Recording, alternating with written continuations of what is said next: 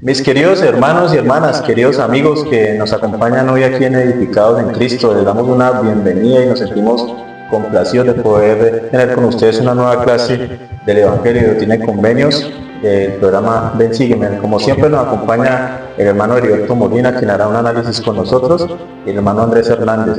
Y el día de hoy analizaremos la clase que comprende del 7 al 13 de abril, que lleva por título Alzad vuestras voces para declarar mi Evangelio. Como siempre, hacemos una invitación bien especial a todas las familias y amigos que nos ven a que puedan en sus casas hacer su estudio personal y familiar de las Escrituras, entendiendo que ninguna otra cosa lo puede reemplazar ni puede tener el mayor provecho que nuestro Padre Celestial espera que recibamos. Bien, hermano, bienvenido, Heriberto. Muchísimas gracias. ¿Cómo has estado? Bien, bien. Estamos en víspera de conferencia, ¿no? Exacto. ¿Cómo te sientes? Con ganas de aprender del Señor, que es el Señor que nos va a hablar a través de los siervos inspirados. Estaremos aprendiendo mucho este fin de semana y la idea es que podamos aplicar todas esas enseñanzas Que podamos nuestra vida. estudiarlos, que podamos repasarlos.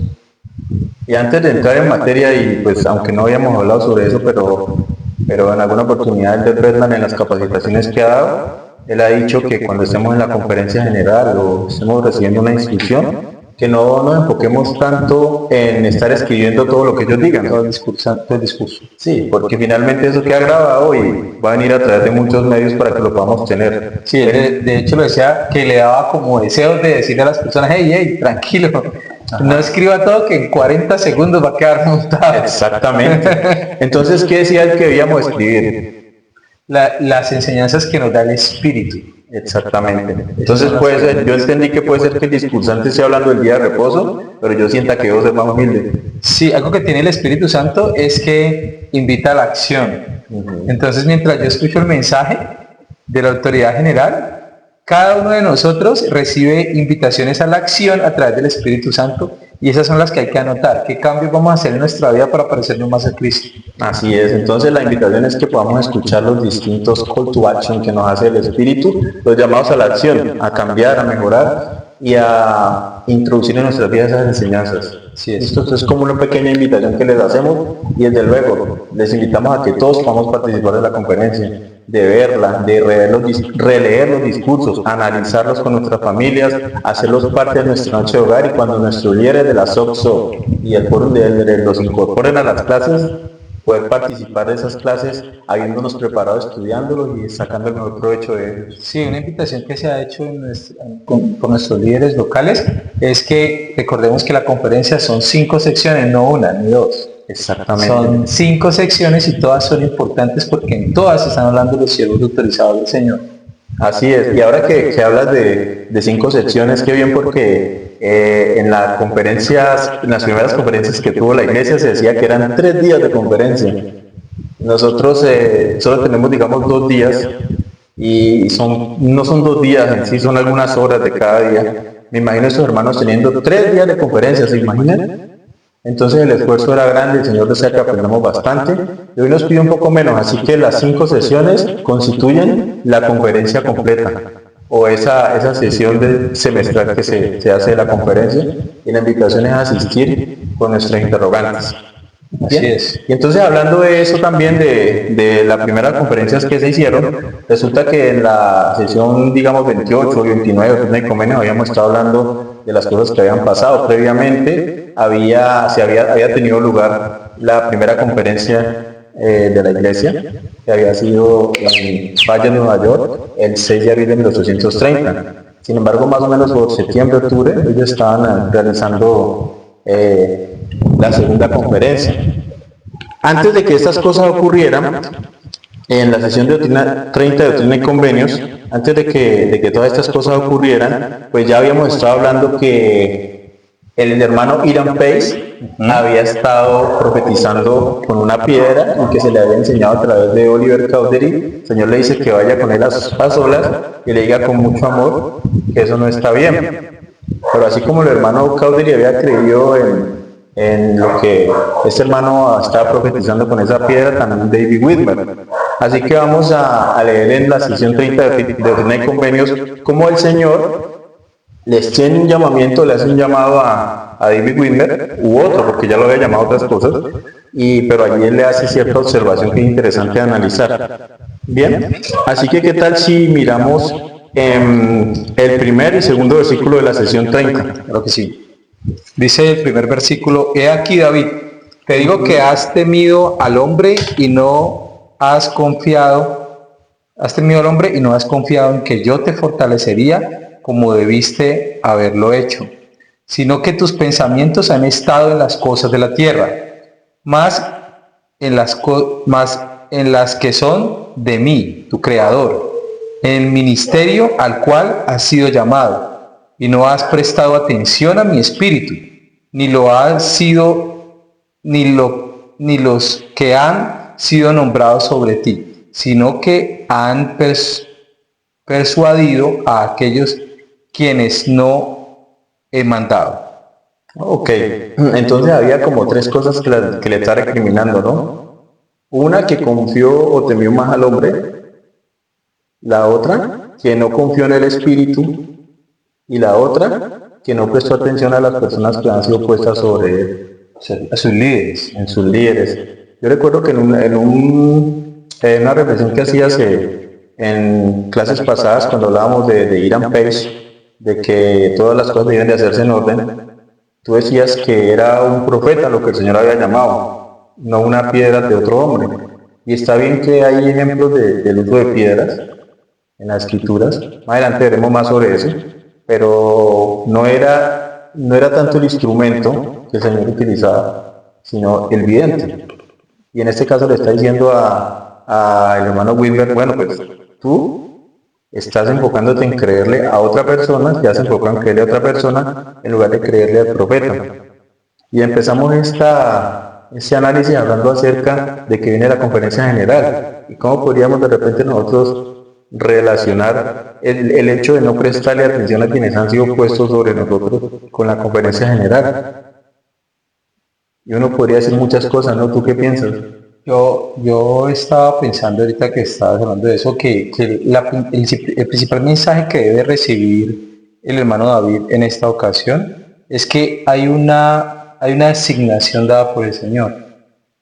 Entonces, el basarme en algún objeto o en revelación que yo pueda percibir estaba atacando de manera inconsciente el manto que había sido entregado a sus líderes. Exactamente. Entonces, hoy tenemos la hermosa oportunidad de disfrutar cada 6 meses de conferencia general, donde quien va a hablar es el Señor a través de nuestro amado profeta.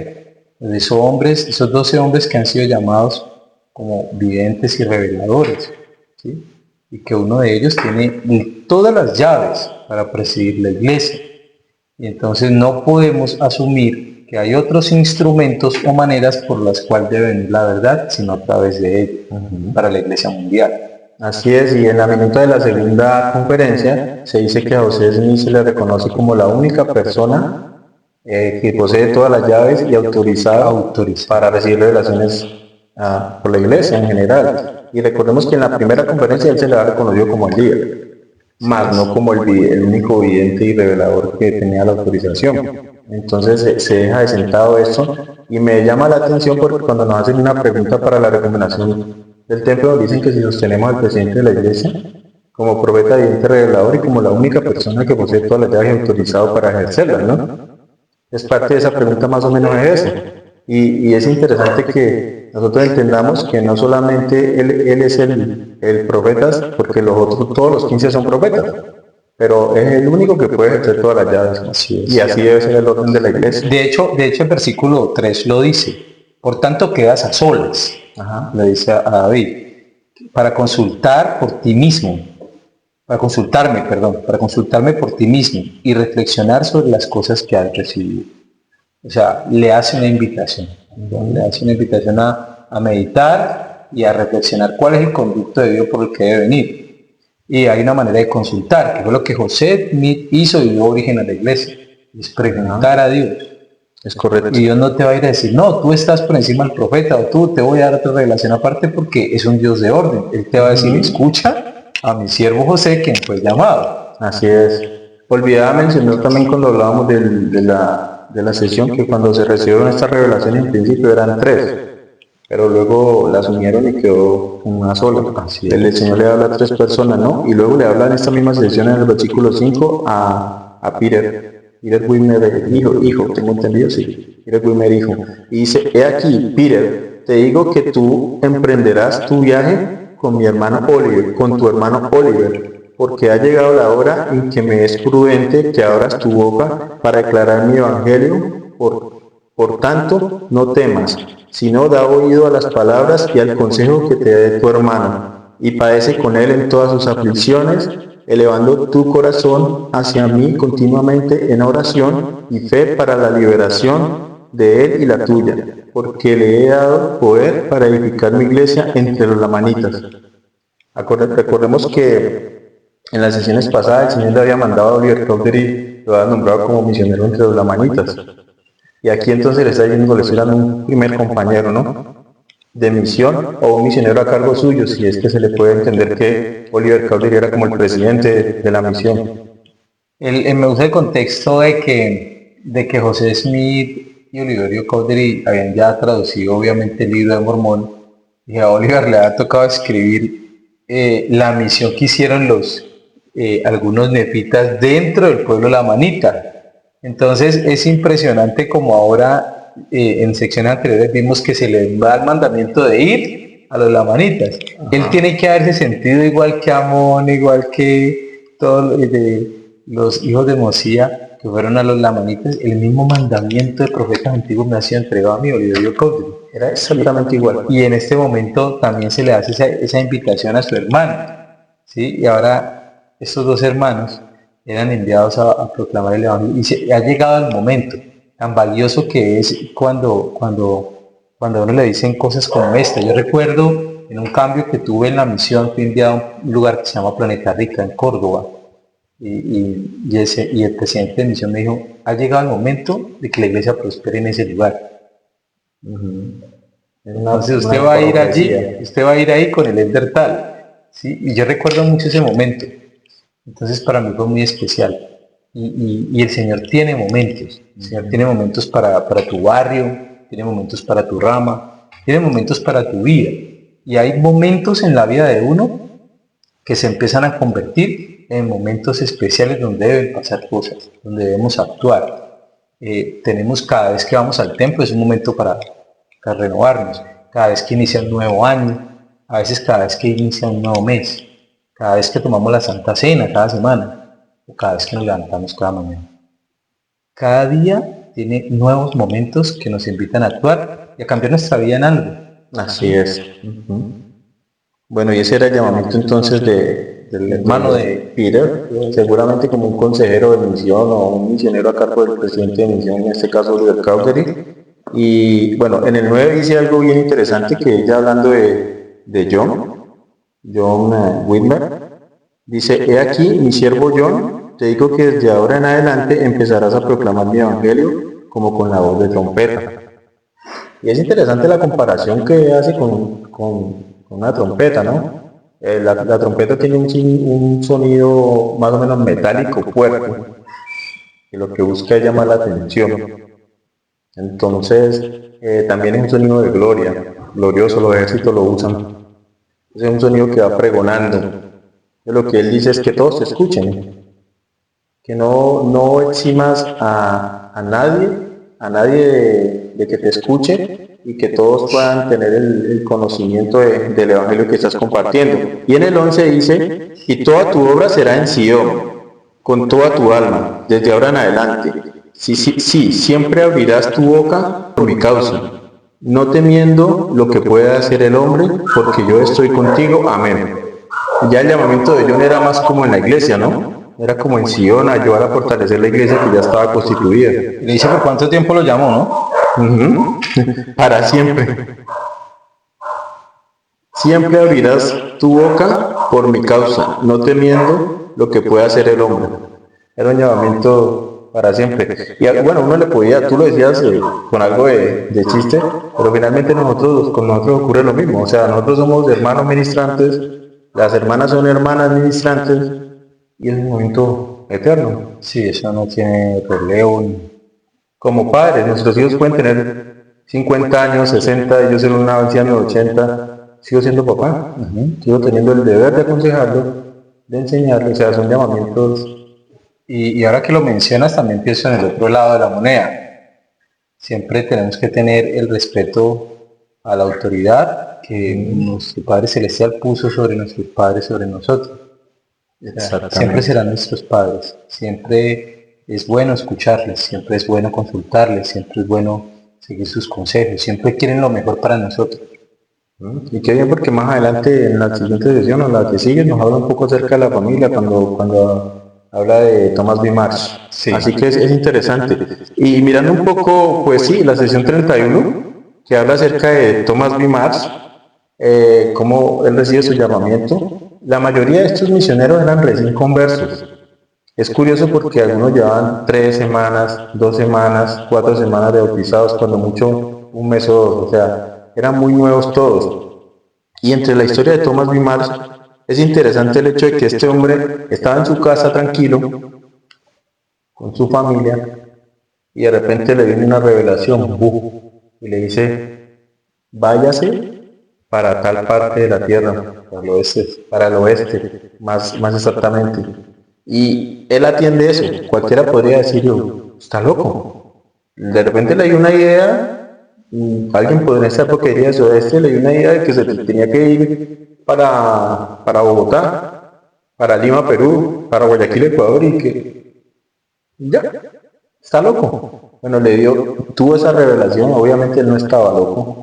Y era un hombre que estaba dispuesto a seguir los llamados del Señor y se va. Y está 3 meses por fuera de casa. Y resulta que el Señor, para probarlo, me imagino yo, no le da la revelación, la contestación a por qué lo ha llamado al principio, sino cuando llevan casi 3 meses, ya cuando ella se iba a devolver, una hermana le dice, ¿usted ha escuchado algo sobre el libro de oro? Sí. Sobre el libro que se tradujo de oro, y entonces él dice, no, yo no sé nada sobre eso, así que visita a Martin Harris, él estaba en la imprenta, y se estaban imprimiendo las primeras 16 páginas del libro de Mormón, las primeras 16 páginas, le regalan una copia, se vuelve para su casa donde su esposa, juntos la leen, y esas 16 páginas fueron suficientes para su conversión. El libro de Mormón, si no estoy mal, en español tiene 642 páginas. Y a veces nos cuesta leerlas todas, o con las que leemos no es suficiente para desarrollar una fe. Este hombre con 16 páginas y su familia. Así que muy pronto, pues eso fue en 1829, cuando estaban los libros, un año antes de digamos, de los inicios de la iglesia, su fundación como tal, y ya ellos se enteran de que la iglesia había sido establecida y deciden irse para allá. Entonces son bautizados y semanas después Thomas B. Marsh recibe este llamamiento. Y interesante, un hombre que recibe una revelación y sale y se va a buscar lo que no sabía ni qué era. Luego se da cuenta que la iglesia fue edificada y sale y se muda para allá. A donde está la iglesia, voy para allá. Yo sé que es verdad. Y ese hombre se bautiza y llegó a ser un hombre tan importante en la iglesia que se dice que de los pocos hombres, o quizás el único que recibió 2 revelaciones para él y recibió instrucciones en 4 revelaciones. El Señor le dio revelaciones a José Smith estrictamente para él y en 4 fue mencionada. De hecho fue el primer presidente del quórum de los 12 apóstoles. Así es. Él es llamado como apóstol y posteriormente como presidente del quórum de los 12 apóstoles, porque era de los apóstoles de más antigüedad. Así es, entre todos ellos. Se llevaban semanas, pues, pero era el de más antigüedad. Así es, así funciona. El versículo 1 de la sección del hermano Thomas B. Marsh 31 resalta, la sección 31, resalta lo que tú dijiste de esas lecturas, de esas 16 páginas.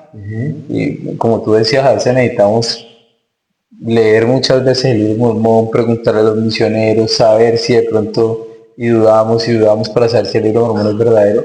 Este hombre tuvo una corta experiencia, aparte de esas impresiones que tuvo de la luz de Cristo, que le invitaron a partir de su lugar de origen.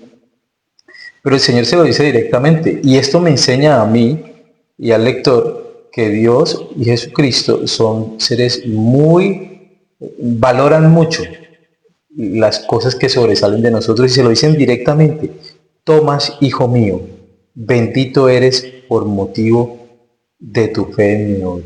Así empieza la sección. Es maravilloso escuchar que una sección empiece de esta manera, donde el Señor lo bendiga a uno. Parece estar escuchando a Nefi, el tercer Nefi, bendito eres tu Nefi, a Alma, a muchos profetas que desarrollaron su fe y fueron capaces hasta de sacrificar su propia vida predicando el Evangelio por obedecerle al Señor y por seguir sus designios. Y aquí se lo dice de una vez. Así es, así es. Y el versículo 3 es como el versículo misional, ¿no? Y aquí es como si estuviéramos leyendo, tenemos amigos que salen a la misión y comparten con nosotros su llamamiento misional. Y en el versículo 3 es como si estuviera quizás el Tomás Bimar leyendo las palabras de su misión, de su llamamiento. Dice: alza tu corazón y regocíjate, porque la hora de tu misión ha llegado, y será desatada tu lengua y declararás buenas nuevas de gran gozo a esta generación. Y el 4 dice: declarará las cosas que han sido reveladas a mi siervo José es mi hijo. Comenzarás desde ahora a predicar, sí, a cosechar en el campo que ya está blanco para ser quemado. Entonces, interesante. Y bueno, además de esta parte que es bien curiosa, pues es bonita por el llamamiento, en el versículo 7 hay algo interesante. ¿Qué te parece si lo hago? Sí, abriré el corazón de los del pueblo y te recibirán, y estableceré la iglesia por tu mano. ¿Qué promesa? Estableceré la iglesia por tu mano. O sea, le permitió a él ser instrumento en las manos del Señor para establecer la iglesia. Y qué promesa que Dios escuchar esa promesa para uno. No, mire, yo voy a ablandar el corazón de la gente y usted va a ser la persona que va a establecer la iglesia en tal lugar. Así es. Maravilloso. ¿Y cómo puede entonces el Señor? Yo podría preguntarme cómo puede, o usted en su casa podría preguntarse, hermano o hermana o amigo, cómo el Señor puede establecer su obra a través de su mano en el lugar donde usted se encuentra, en su casa. O en unas palabras más, digamos, castellanas, castizas, ¿qué puede hacer usted? ¿O cómo está haciendo su llamamiento? ¿Cómo el Señor está utilizando sus manos? Usted está haciendo una herramienta en las manos del Señor para que la obra pueda ser edificada. Es algo que todos debemos esforzarnos por poderlo cumplir. Así que interesante lo que el Señor le dice a Tomás Bimar. Le dice: ten paciencia en las tribulaciones. Y me interesa siempre pensar en ello porque todos nosotros tenemos tribulaciones. Tú las tienes, yo las tengo, nuestros amigos, ustedes las tienen. Y es difícil todo el tiempo eso, ¿no? Sí. Se puede perder la paciencia. Sí. Y también tú mencionaste una partecita del versículo 9 donde habla de tener como esa paciencia. Pero me gusta mucho al final cuando dice: gobierna tu casa con mansedumbre y sé constante. O sea, es maravilloso escuchar a Dios darnos consejos. Y algo que tiene en particularidad las revelaciones de doctrina y convenios es que como Él conoce a cada cual de los que le está revelando algo a través del profeta José, le da los consejos justos que necesitan para formar su carácter, para saber qué hombres deben llegar a ser. A uno le habla de arrepentirse, al otro le habla de tú no estás bajo condenación, otro le dice te perdono tus pecados, a otro le dice recuerda esto, ten ánimo, ten paciencia. Cada cual según lo conoce y le habla. Interesante, ¿no? Cada cual nos conoce y de la misma manera nos habla a nosotros y tenemos derecho a la revelación en la cual Él nos diga: hermano Andrés, hermano Heriberto, sé paciente en tus tribulaciones, o ten fe en mí que yo estoy contigo. Cuando los hermanos estén viendo esta conversación que estamos teniendo aquí, ya habremos tenido la conferencia, la conferencia general. Y la invitación es que podamos pensar qué nos está diciendo el Señor en la conferencia a través del Espíritu, que lo mencionamos al principio, en cuanto a qué cosas yo necesito para mí, qué cosas debo mejorar, cómo puedo, esa revelación que José Smith recibió para Tomás Bimar, esa revelación venga del Elder Uchtdorf, del Elder Bednar, del Elder Christofferson, del presidente Nelson hacia Heriberto, hacia Heriberto Molina o el hermano Hernández. Y tal vez hayan cosas que son directamente, exclusivamente para mí. Así es. Ahora, yo no deseo poner énfasis en los aspectos negativos, sin embargo, es bueno aprender. Y él le dice en el 12, ora siempre para que no entres en tentación y pierdas tu galardón. Y el Señor sabía que, así como Thomas B. Marsh era un hombre de fe, quizás en su carácter también había debilidades como las hay en nosotros, como las tienen ustedes, como todos las tenemos.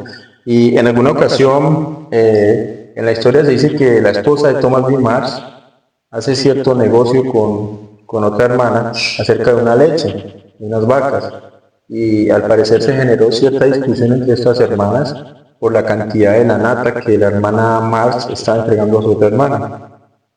Y llevaron el asunto ante el quórum del sacerdocio arónico, y ellos dijeron, la hermana Marx tiene en ese momento la responsabilidad del error, y Thomas Bismarck no le gustó.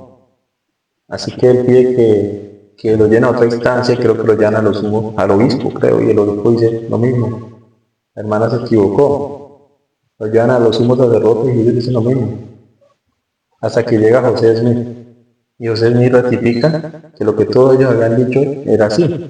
La hermana debía arrepentirse porque no le había enviado toda la nata a la otra hermana. Thomas Bismarck se molesta y dice que aunque tenga que ir al infierno, él defendería la postura de su esposo. Así que esa parte, y él ya era el presidente del Foro de los 12 Apóstoles, y tú sabes que el presidente del Foro de los 12 Apóstoles es el siguiente profeta, porque es el apóstol de mayor antigüedad que sigue en orden. Él había sido llamado por el Señor para convertirse en profeta, incluso antes que Brigham Young. Y él se enoja y se aleja de la iglesia. No quiero hablar mal del hermano, lo que quiero decir es que él era un hombre de mucha fe y aún así ciertas cosas lo hicieron caer. Años después él regresa y él era remitido en la iglesia, pero cuando él estuvo enojado, incluso José me dijo que había proferido contra la iglesia las más viles calumnias y había causado el sufrimiento de muchas personas. Muchos incluso fueron sacados en miles y arrojados y gente murió por eso. Sí. Así que cuando el Señor nos dice a nosotros, él volvió y fue readmitido en la iglesia, pero de esta historia aprendemos que cuando el Señor nos dice ora siempre para que no entres en tentación y pierdas tu galardón, Él no está jugando, Él lo está diciendo muy en serio. Tú puedes ser el presidente del Foro de los 12 como lo era Thomas B. Marx y caer. A mí me parece que uno de los errores de Thomas B. Marx es de pronto dentro de sus debilidades llegar a pensar que por su posición en la iglesia debían darle la razón a ella, a su esposa. Exactamente. Eso era una manifestación de orgullo. Sí, es uno de, no, como tú dices, no estamos juzgando al hermano Marx, pero sí pudo haber tenido la debilidad en su corazón de pensar que por su posición tenían que darle la razón. Y me llama la atención que cuando él recibe esta revelación en el versículo 12, lo está cuidando el Señor, le dice para que no entres en tentación, quería tenerlo, tal vez era el próximo profeta. Y en el versículo 13 dice, sé fiel hasta el fin, ¿sí? Y aquí estoy contigo. Esas palabras no son de hombre ni de hombres, sino mías, sí, de Jesucristo tu Redentor, por la voluntad del Padre. Soy yo quien te estoy hablando, Tomás. Entonces lo cuida y le dice que tiene que ser fiel hasta el fin. El Señor conocía los peligros que le rodeaban a él. Y en la sección 32 ya el Señor le habla a Parley Pipra y le dice, y ahora concerniente mi siervo Parley Pipra, he aquí le digo, vivo yo, que es mi voluntad, que declare mi evangelio y aprenda de mí y sea manso y humilde de corazón. Consejos específicos. Dice, mi siervo Andrés Hernández, he aquí le digo, vivo yo, que es mi voluntad, que declare mi evangelio y aprenda de mí y sea manso y humilde de corazón. Un consejo bien puntual. Cuando el Señor es tan específico en una revelación como esta para mí, Heriberto, porque Él me conoce, porque sabe que de pronto puede ser mi desafío de orgullo.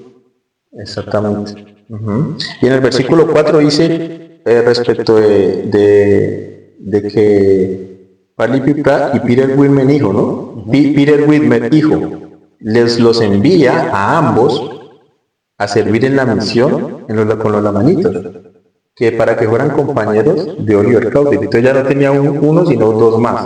Ya eran 4 los misioneros que iban a ir bajo la dirección de Oliver Cowdery. Y les dice, y observarán lo que está escrito, y no dirán que han recibido ninguna otra revelación. El Señor está un poquito prevenido, diría yo. Bueno, ya están saliendo con que tienen piedras, con que ellos todo revelan. Entonces les vamos a mandar puntualmente, los mando a la misión, pero no vayan a ir a decir que ustedes son los que están revelando, sino que hay un profeta que da testimonio de que él es el siervo autorizado por el Señor.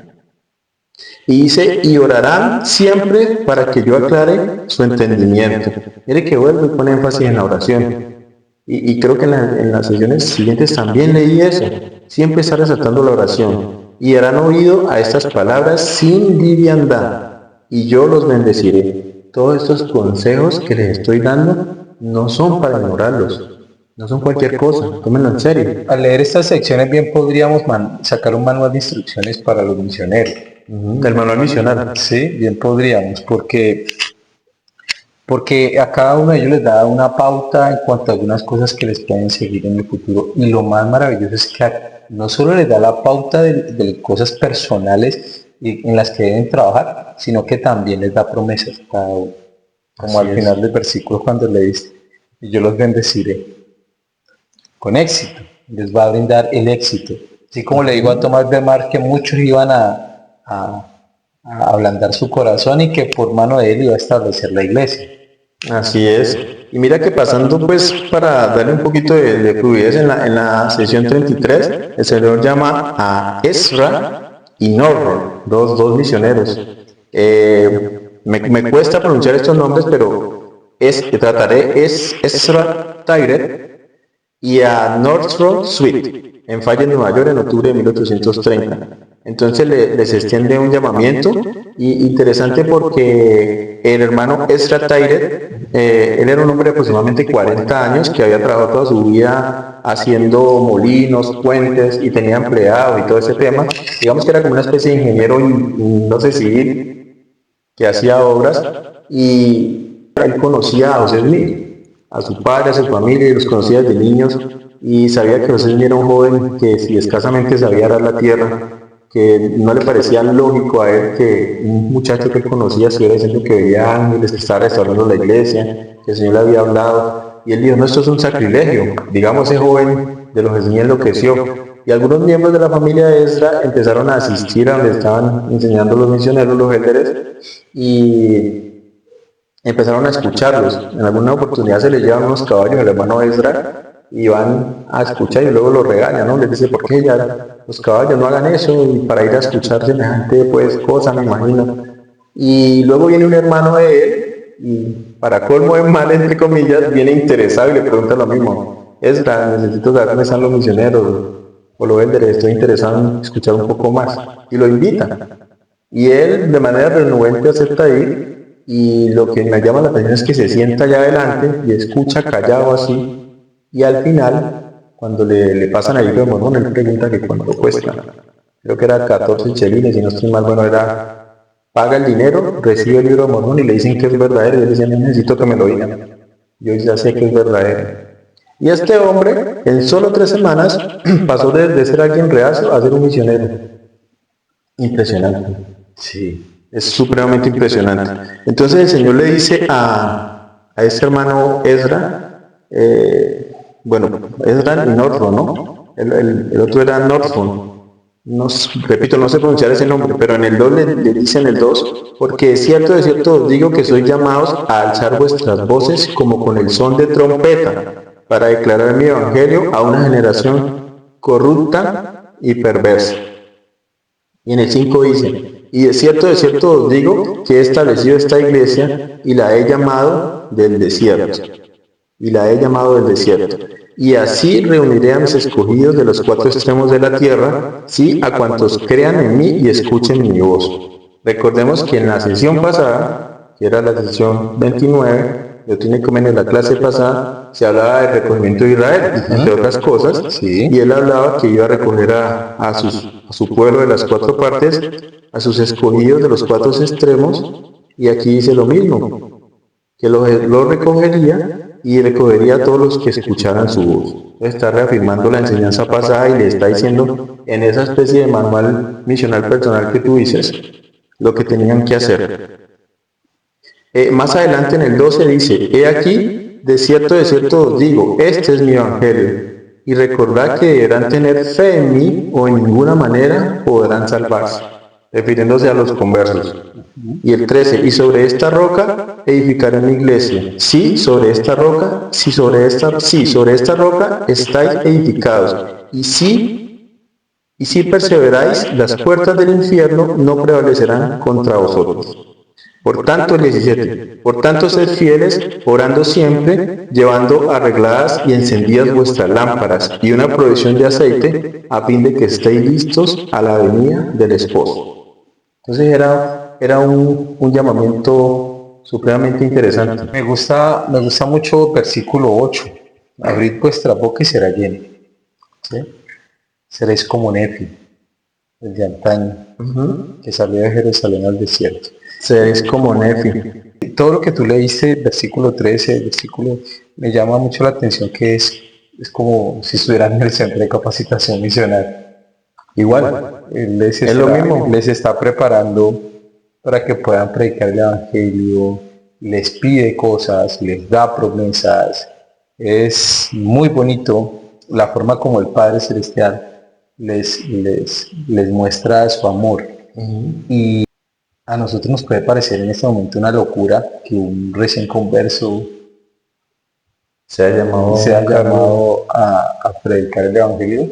El presidente Gordon B. Hinckley, en una capacitación mundial de líderes, recuerdo que antes ellos hacían las capacitaciones mundiales de líderes, él dijo, hablando de los obispos, no tengan miedo de confiar en las personas así como el Señor confiaba en ustedes. Se dirigía a los obispos.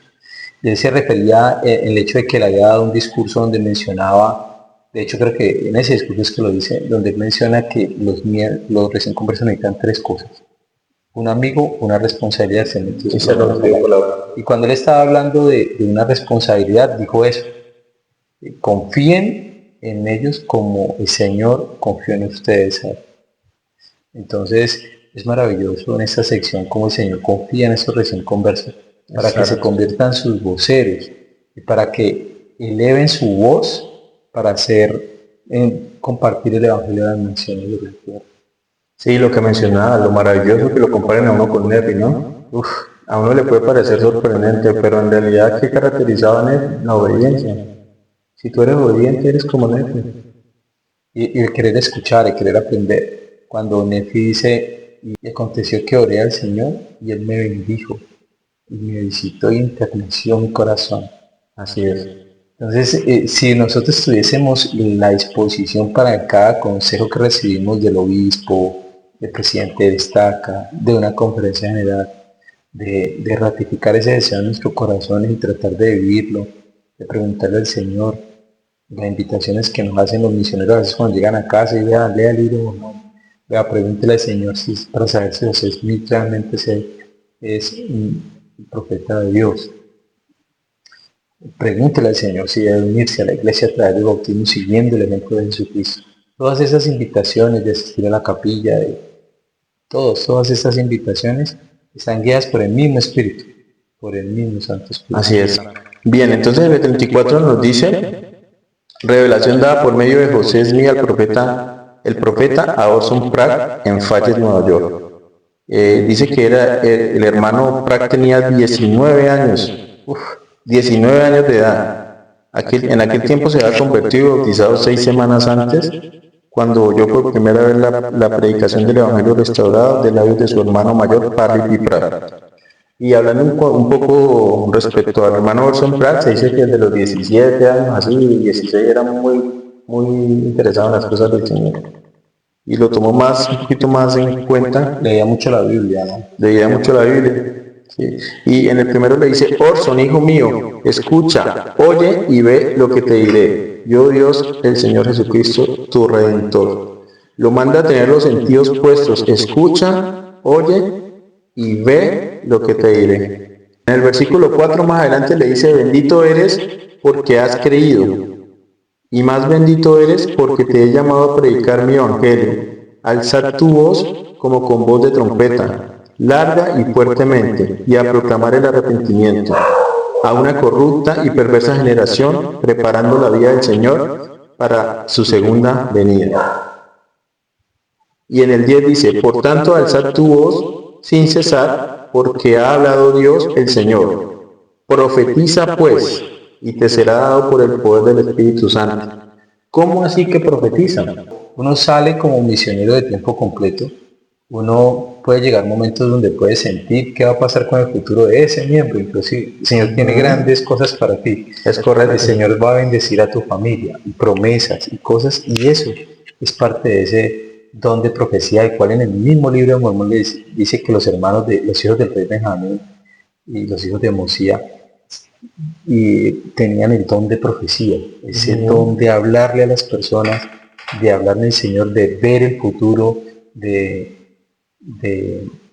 tener una visión, como la visión de Dios, como la visión de Jesucristo. Básicamente profetizar incluye el hecho de que podamos comunicar la voluntad de Dios.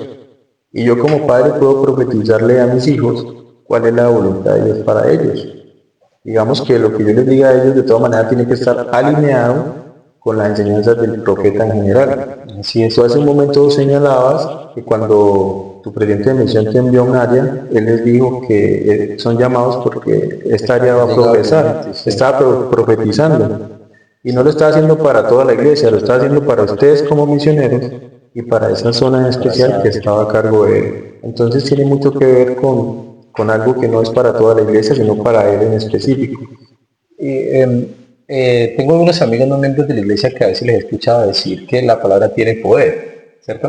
A veces hay muchas personas que mencionan como ese dicho, que las palabras y en la escritura lo dice, ¿no? Cuya palabra es viva y poderosa. Lo repite varias veces en Doctrina y Convenio. Sí, pero me llama la atención que quienes no son miembros de la iglesia lo ven que a veces no hay que decir palabras a la ligera.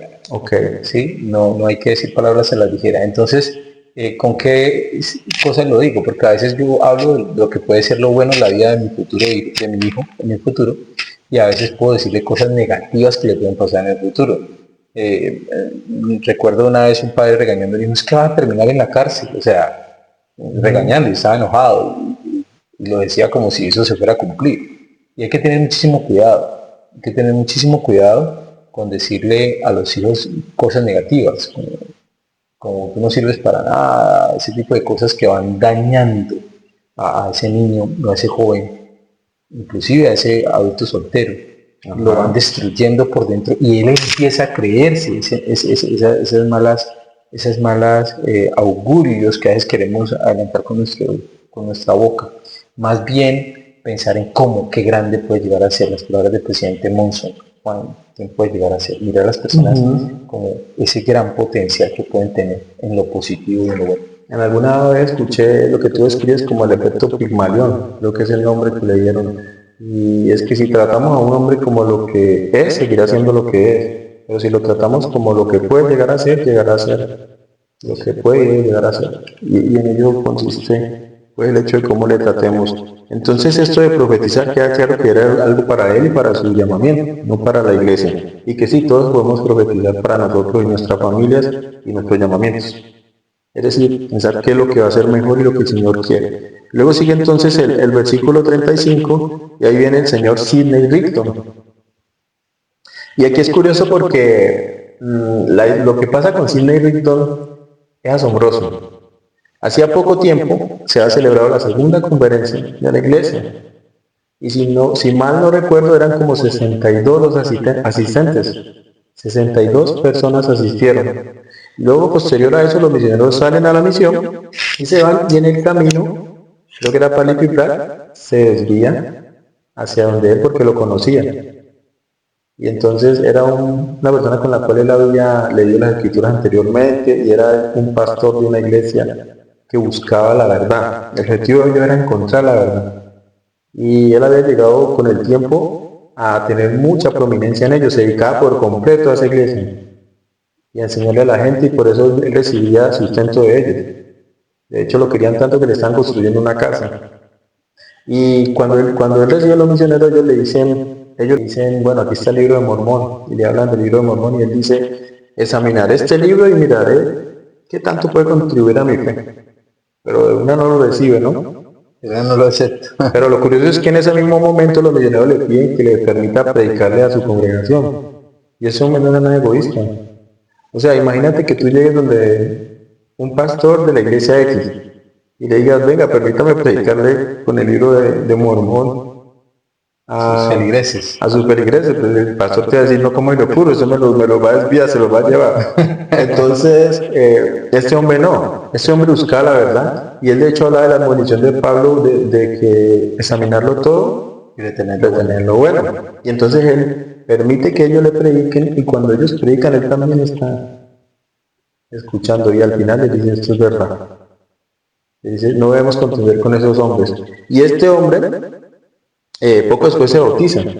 Tengo entendido que 127 almas en 3 semanas se bautizaron de esa congregación.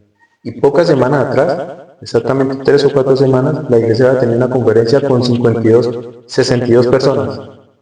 Es decir, 127 era más del doble de las personas que ya habían asistido para que la iglesia creciera. Entonces, de esa magnitud fue la conversión de Sidney Rigdon y la influencia que tuvo en la iglesia. Y bueno, él le dice en el primer versículo, escuchad la voz del Señor, vuestro Dios, el alfa y la omega, el principio y el fin, cuya vida es un giro eterno, el mismo hoy que ayer y para siempre. Y se le identifica en el 2, soy Jesucristo, el Hijo de Dios, que fui crucificado por los pecados del mundo. Sí, por cuantos crean en mi nombre, a fin de que lleguen a ser hijos de Dios, uno en mí, como yo soy uno en el Padre, como el Padre es uno en mí, para que seamos uno. Hay que resaltar que en el versículo 20, y perdón el salto, pero quiero hablar más que todo del mandamiento que se le dio a él. Y es que en el versículo 20 se le manda que sea el escriba de José, pero resulta que en ese momento José Smith estaba escribiendo la traducción de la Biblia. Es correcto. Y el escribiente fue Sidney Rigdon. ¿Sí? Él fue llamado a servir de escribiente en esa traducción. Digamos que José Smith estaba haciendo una revisión de la Biblia, revisando pues la traducción por el Espíritu Santo y discerniendo sobre ella. Y él fue el escribiente, es correcto. Y curioso porque en el 13 dice, por tanto llamo al oír del mundo a aquellos que son indoctos y despreciados para trillar a las naciones por el poder de mi espíritu. A veces cuando se nos extiende un llamamiento, nosotros podemos considerarnos que somos impropios para él, que no somos. Muchos de los apóstoles cuando lo han llamado han dicho cómo se han sentido, ¿no? Pero de repente, el Señor nos recuerda que nosotros debemos de valorarnos y entender que Él no nos llama porque nosotros seamos los más poderosos, que de hecho nos llama por ser débiles. Porque eso es lo que Él quiere, que los débiles seamos fortalecidos. Versículo, le dice el 13, ¿cierto? El 13, sí. Le dice versículo 14, y su brazo será mi brazo, y yo seré su escudo, y su broquel, y ceñiré sus lomos, y lucharán por mí varonilmente, y sus enemigos estarán bajo sus pies, y dejaré caer la espada de su defensa, por el fuego de mi indignación los preservaré. Y me llama mucho más la atención el versículo, a quienes le iban a predicar el versículo 15. Los pobres, los mansos, y estarán esperando la hora de mi venida, o sea, de la venida de Jesucristo, porque ya está próximo. Entonces ese es el mandamiento, y bonito que les diga, yo seré su brazo, yo seré su escudo. Me hace acordar de Amón, cuando estaba protegiendo las ovejas del rey. Así es. Bueno, y la sesión 36 nos dice, antes de seguir, en el versículo 26 dice, alzad vuestros corazones, ¿era lo que estaba leyendo? Alzad vuestros corazones y regocijaos, vuestra redención se aproxima. Como paciencia, que lo bueno ya viene, ¿no? Y en la sesión 36, que es una revelación dada a Edward Patrick, ¿no? Patrick, a través del profeta José Smith. Sí. Y es interesante lo que hablan de este hombre. Se dice que él era un modelo de piedad y uno de los grandes hombres del Señor. Yo cuando leí esto, pensé, ¿qué es lo que hace grande a un hombre? ¿Qué es lo que hace grande a un hombre? Y aquí lo dice claramente, dice que era un modelo de ¿qué? De piedad. Y pensé, ¿cómo puedo yo ser más piadoso? Ser más misericordioso. Porque es más fácil empuñar la espada de la justicia, ¿no? Que de la misericordia. Yo hace años tenía un amigo y yo andaba con él y él decía, tú eres la justicia y yo soy la misericordia. Y era curioso porque tal vez él veía en mí como cierta exigencia, ¿no? Como cuando dicen que un misionero es reglista, algo así. Entonces, reflexionaba yo en eso, ¿qué es lo que hace un hombre grande? Y a un hombre grande lo que lo hace es su piedad, es decir, su amor, el amor que tenga en su corazón. Cuando estabas hablando de las cualidades que tenía el hermano, me recuerda cuando hablan bien del capitán Morón, dice que si todos los hombres llegaran a ser como él. Y mira que en esa parte del libro de Mormón no solo hablan del capitán Morón, y si tú lees unos versículos más adelante, decía que era semejante y hace otras vistas de otras personas. Habían unos buenos sacerdotes en la iglesia de Dios y todos ellos se destacaban por ser hombres íntegros, honestos, fieles al Señor. Y este ejército de conversos que estaba nombrando el Señor en estas secciones que estamos estudiando el día de hoy, era como formar lo mismo, como los hombres que en cada uno de ellos encontró cualidades, dones, y les invitó también a cumplir algunos retos que como conocernos individualmente, sabe que necesitamos mejorar, pero está formando un ejército. Resaltar lo que tú mencionabas de solo un hombre converso lograr cientos de bautismos porque tiene bajo su congregación a personas que confiaban en él. Es que ahí entra muy importante el tema de la confianza, porque el hecho de que un hombre como él recibiera el evangelio y todos quienes ya confiaban en él lo siguieron, y ahí es cuando muchos de nosotros tenemos en nuestras manos gavillas que pueden servir al Señor, y a veces por no tomar la decisión de hacerlo nosotros o de invitarles a venir, esas almas están ahí en remojo y no progresan y pueden estar en nuestras manos. Una vez le decía a un jovencito, mira, tal otro jovencito viene a la iglesia porque tú eres su amigo. Si tú vas y le invitas, él va a venir. O sea, está sobre tus hombros el que esa persona pueda seguir progresando. Entonces es maravilloso el ejército que el Señor estaba formando con esta cantidad de recién conversos. Y había muchas cualidades diferentes en ellos, las edades, por ejemplo, había un hombre ahí mayor, el resto eran jovencitos, de un chico de 19 años, o sea, muy especial esas sesiones que hemos hablado hoy. Sí, más adelante en el 5 dice, y ahora te doy este llamamiento y mandamiento concerniente a todos los hombres. Dice en el 4 y en el 5 también, que cuantos vengan ante mi siervo Sidney Rigdon, y José es mi hijo, y acepten este llamamiento y mandamiento, serán ordenados y enviados a predicar el Evangelio sempiterno entre las naciones, para proclamar el arrepentimiento, diciendo, salvaos de esta generación perversa, y salid del fuego, aborreciendo aún hasta las ropas contaminadas con la carne. Y bueno, como yo lo he llegado a entender, él allí está diciendo que ya él estaba dispuesto a aceptar a cualquiera que fuera digno, fiel, tuviera fe y quisiera ir a la misión. ¿No es acaso lo mismo que pasa hoy día? Tanto que ahora el Señor nos ha dado la oportunidad de servir en diferentes misiones de servicio. Solo hay que estar dispuesto, solo hay que llamar al obispo y decirle yo quiero servir y llenar la documentación y manifestar ese deseo de poder servir al Señor. De modo que si tenéis deseo de servir, sois llamados a la obra.